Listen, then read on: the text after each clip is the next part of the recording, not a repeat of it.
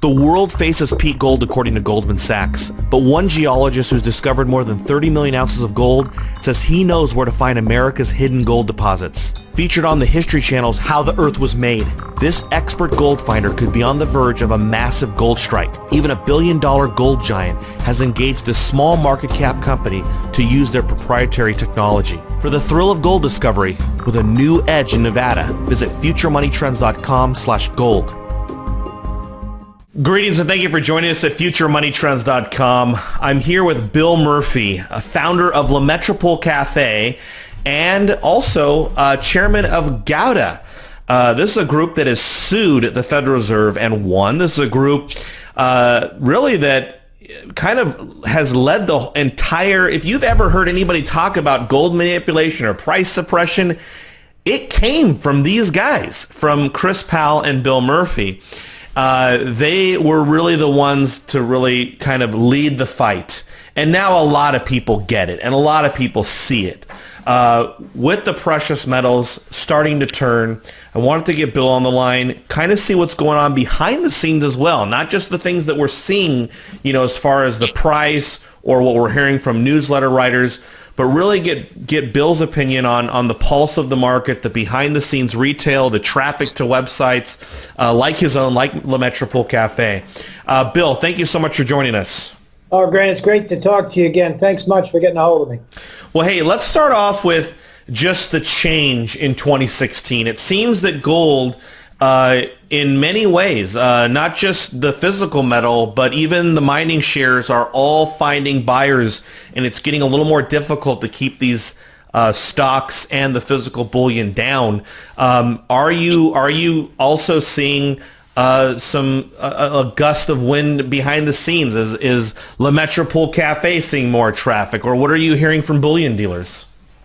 Yeah, well, fortunately, after 4 or 5 years of business declining and people getting sick and tired of me being a negative Nelly and having to tell the truth the way it was, things have picked up since the beginning of the year noticeably, and that's the first time in a long time. So I'm sure it's happening to others too, and it's great to see after such a rough go for so long. But yeah, a lot of things are changing, and the essence of it, in my opinion, of course, I'm prejudiced.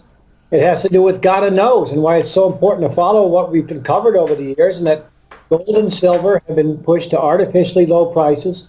The shares were pushed into oblivion, and we've all felt that this thing will blow up at some point when the gold cartel, as we call the big banks and the U.S. government, begin to lose control of their price suppression schemes. And that means not being able to secure enough physical silver and physical gold. And it's a process. It's not an overnight thing to meet demand. And you're seeing the beginning of this right now. It's been this way this year, and especially this past week.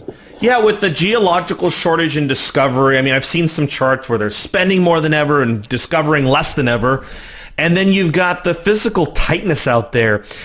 Is this the beginning of call it stage one, where the cartel is beginning to lose control just because of the supply and demand is actually starting to overwhelm the paper price manipulation? That's exactly it to the T. And we've had some good moves right now, and it doesn't mean they're not going to attack again, but we've watched them do this for months. And we've talked about their endgame scenario when they know this is coming to an end. I mean, what they did last fall, the intensity of selling on a day-to-day basis, October, November, and so on, was unbelievable. Silver down 15 days in a row. And they're losing. And it's really started to take effect this year. And you've had this move up, and there's not that much excitement. Nobody's super bullish. Do we expect them to try to attack again, especially tomorrow? You got a U.S. jobs report, which they normally attack.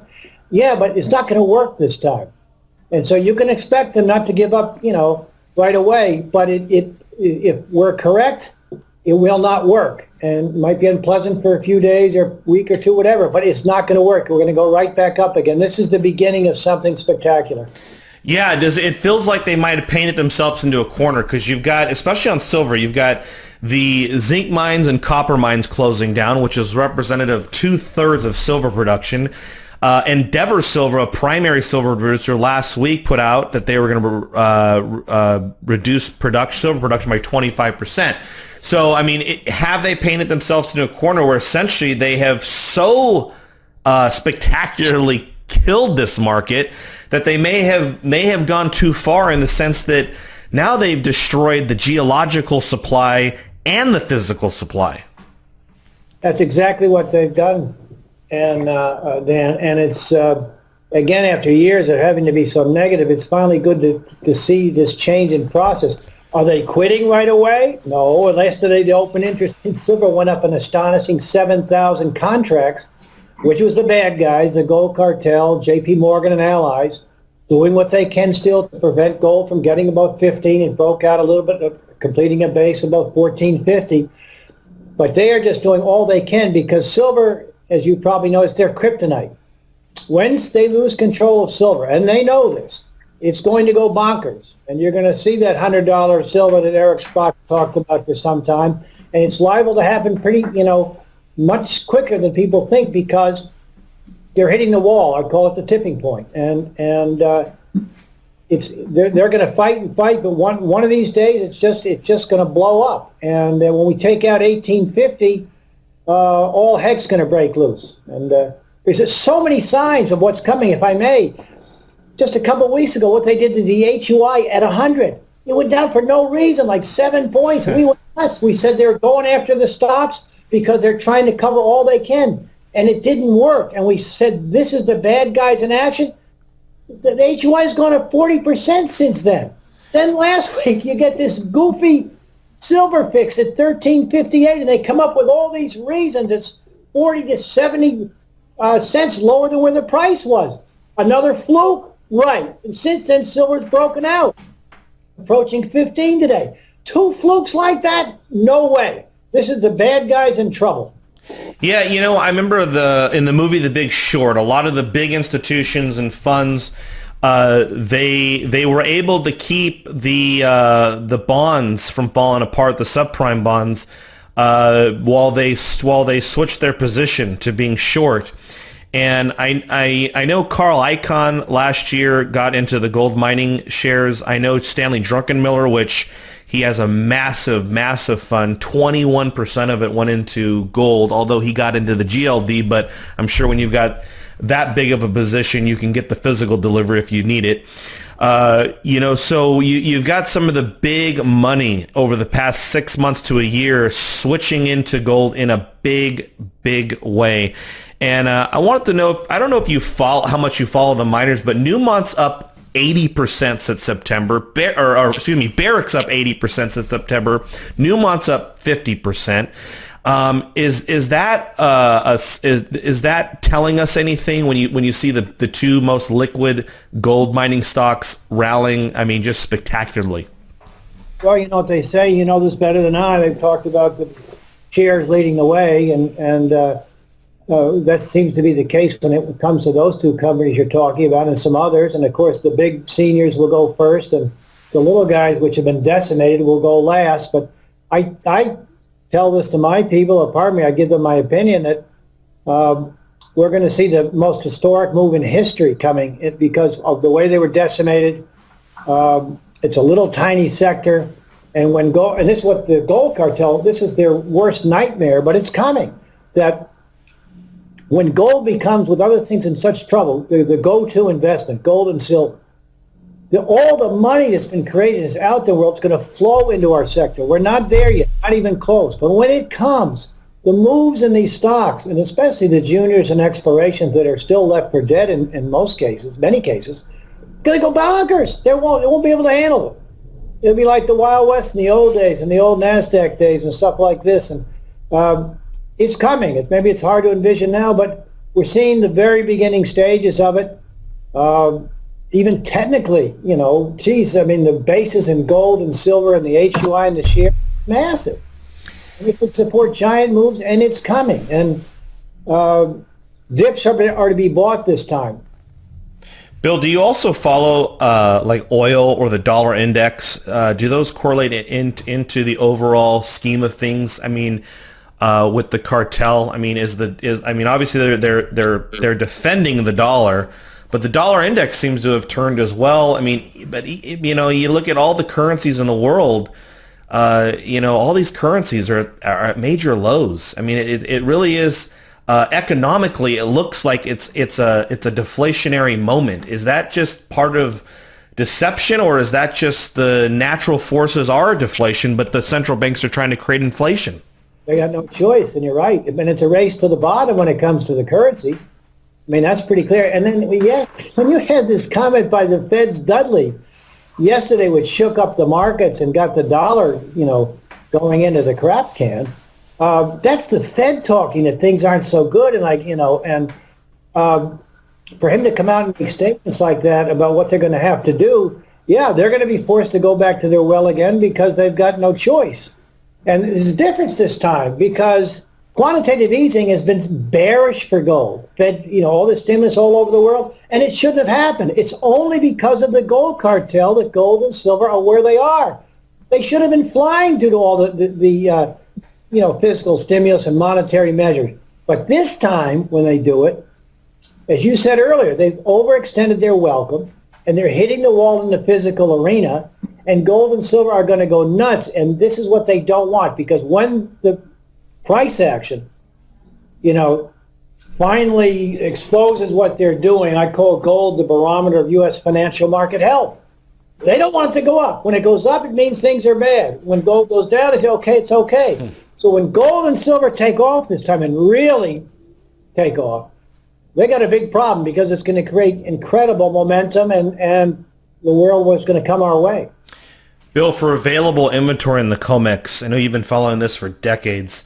What is the status with the COMEX and its availability of to be able to deliver actual metal? I know the last time I spoke to Eric Sprott, he said that he did think a COMEX default was in play, and he also noted that it was his dream, of course.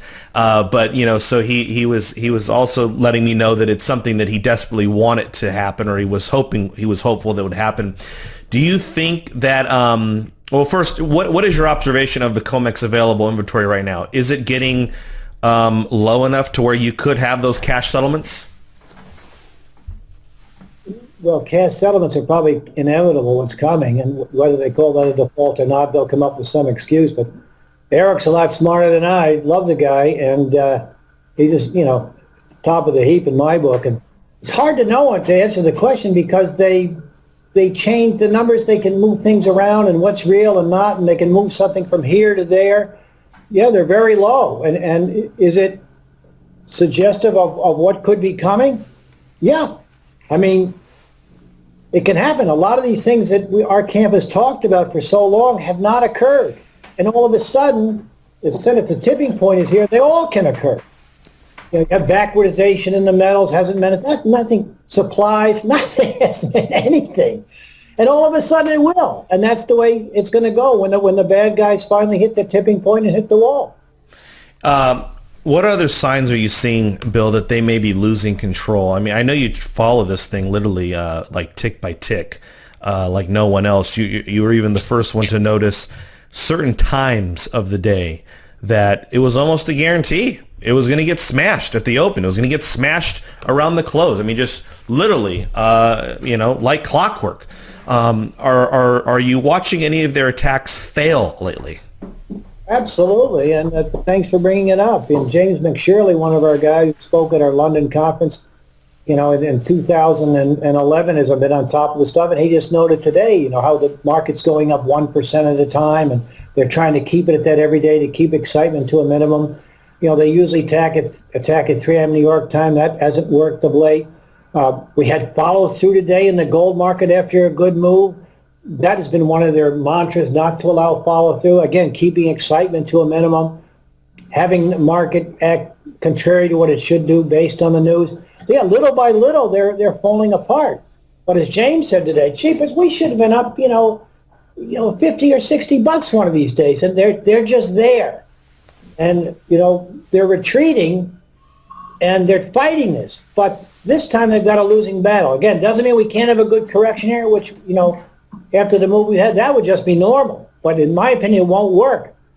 But who knows? Maybe it's going to explode, whether it's soon or it's coming, and over the month ahead it's coming. And then the Dow Jones, I know you focus on the precious metals, but I mean, here we've got the world's largest companies, and this damn thing, it'll go down 400 points in an intraday move now, possibly even close up, a few points with those type of moves. I mean, what is the dysfunction that's going on here? Good word again, dysfunction. I mean, look what the bank stocks are doing with, stinking up the place, and Deutsche Bank and Credit Suisse, garnering headlines. And as you just mentioned, the rallies just aren't, the Dow and NASDAQ have been very oversold, and the rallies aren't working and they're working off the oversold condition, gradually. And there's a number in our camp that are talking about market collapses, and it could come at any time. What they've done to foster disinformation, prop up the markets with the plunge protection team, counterparty risk management policy group.